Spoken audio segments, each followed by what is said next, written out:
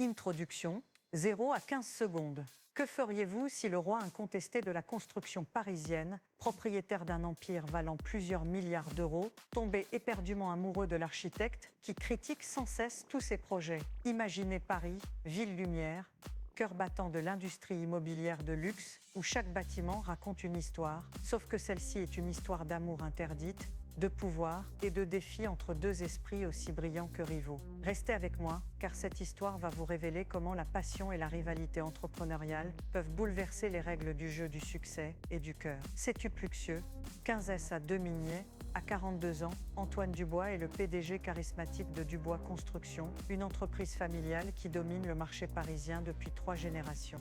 Avec une fortune estimée à plus de 3 milliards d'euros et un goût impeccable pour le luxe, Antoine incarne l'allure et le pouvoir parisien. Impeccablement vêtu d'un costume sur mesure signé Hermès, il arpente les couloirs dorés de son siège social à la Défense comme un roi moderne. Son imperméable en cachemire, son attaché-case en cuir de veau tanné, tout en lui respire la réussite.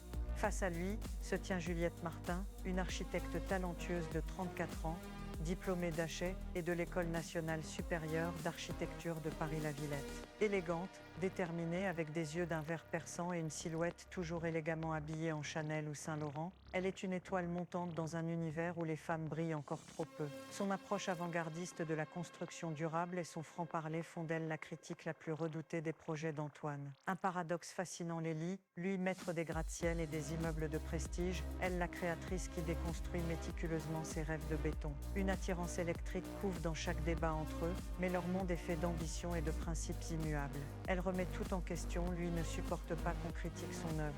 Mais elle ne savait pas que sous cette façade d'homme d'affaires implacable, Antoine cachait une blessure profonde. Une blessure qu'elle allait réveiller bien malgré elle. Développement romantique phase 1. 2 à 4 minutes, le décor est planté dans la salle de réunion high-tech d'une des tours du 16e arrondissement, où Antoine présente son dernier projet, un complexe hôtelier éco-responsable à l'allure futuriste, surplombant la scène. Juliette, avec sa dégaine d'experte implacable, ne mâche pas ses mots. Monsieur Dubois, vos plans manquent d'âme. Ce béton froid ne saura jamais habiter le cœur des Parisiens. Où est la lumière ? L'espace, le vivant, l'air se charge d'électricité. Antoine la fixe, un sourire presque défiant aux lèvres. Et vous, Madame Martin, où est votre sens du réalisme entrepreneurial? Le marché ne pardonne pas les rêves volatiles. Le jeu du vous et du tu ponctue leurs échanges, intensifiant la tension, mêlant respect et frustration. Chacun sait que le succès de ce projet peut chambouler leur carrière, mais aussi leur réputation dans les cercles parisiens ultra fermés, où les alliances se font et se défont. La confrontation dépasse le professionnel, elle devient un duel de séduction paradoxale. Antoine remarque le parfum délicat de Juliette, un mélange de jasmine et de cuir, alors qu'elle s'appuie contre la table, les yeux brillants de passion et de reproche.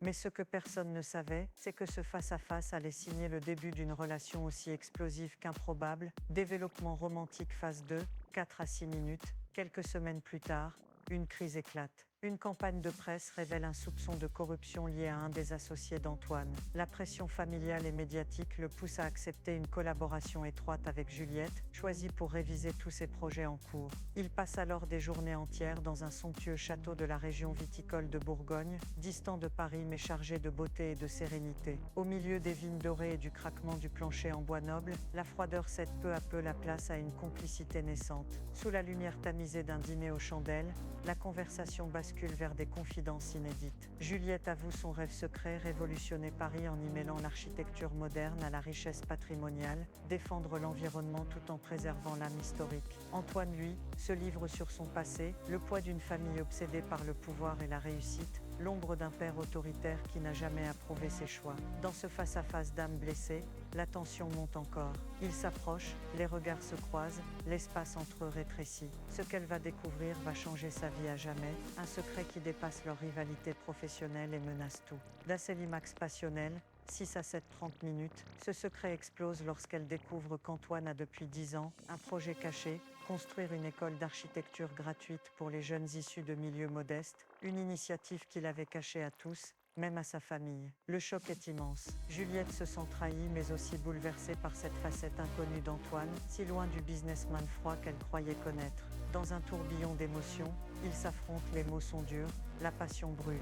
Antoine avoue sa peur, perdre le respect de ses pairs, décevoir sa famille, et surtout perdre celle qui a réveillé en lui un amour interdit. La pression sociale parisienne est immense, le poids des traditions lourd à porter. Pourtant, dans une étreinte enfin libérée, au cœur de ce château où tout s'est joué, ils choisissent l'amour contre toutes les règles.